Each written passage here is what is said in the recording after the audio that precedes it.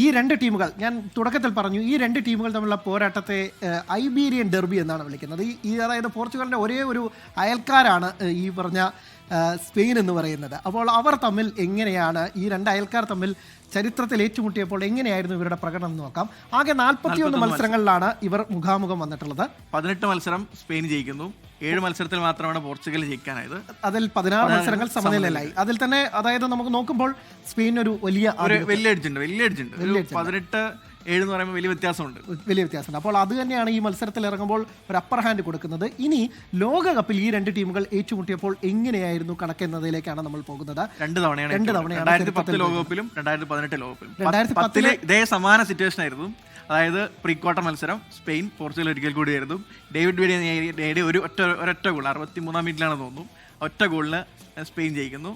ആ യാത്ര ഇന്ന് അവസാനിപ്പിച്ചത് ലോകകപ്പ്. അവരുടെ ചരിത്രത്തിൽ ആദ്യ കിരീടം നേടുന്നത് അവിടെ വെച്ചായിരുന്നു ഉണ്ടായിരുന്നത്. അവസാനം ഏറ്റുമുട്ടിയത് 2018 ലോകകപ്പിലാണ്. അതാണ് നമ്മൾ തുടക്കത്തിൽ കാണിച്ച ആ വീഡിയോ ഉണ്ടായിരുന്നത്.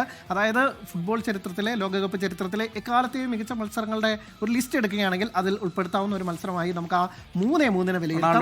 റൊണാൾഡോയുടെ ഹാട്രിക് വന്ന മത്സരം, റൊണാൾഡോയുടെ ആ ഗോളൊക്കെ തന്നെ ഇപ്പോഴും ആരാധകരുടെ മനസ്സുകളിലുണ്ടാകും. ശ്വാസം ഇറക്കി പിടിച്ചിരുന്ന സോച്ചി എന്ന തരത്തിലൊക്കെ തന്നെ വളരെ രീതിയിൽ വൈറലായ ആ ഒരു ഗോള്. അങ്ങനെ ആ ഗോളിലാണ് അന്ന് അവർ ജയിച്ചു കയറിയതും, ജയിച്ചല്ല സമനില പിടിച്ചത്. 3-3 ത്രില്ലർ മത്സരമായിരുന്നു. അപ്പോൾ എന്തായാലും ഇതാണ് രണ്ടുപേരുടെയും നേർക്കുനേർ പോരാട്ടങ്ങളുടെ ഒക്കെ തന്നെ കഥ ഇങ്ങനെയാണ്.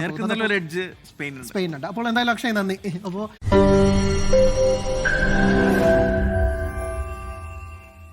ലോകത്തെവിടെയായാലും ഏത് സമയത്തും 24 വാർത്തകളും ഓഗ്മെന്റഡ് റിയാലിറ്റി പാക്കേജുകളും എക്സ്പ്ലെയിനറുകളും വിശദമായി കാണാൻ ഞങ്ങളുടെ യൂട്യൂബ് ചാനൽ നിങ്ങൾക്ക് സബ്സ്ക്രൈബ് ചെയ്യാം.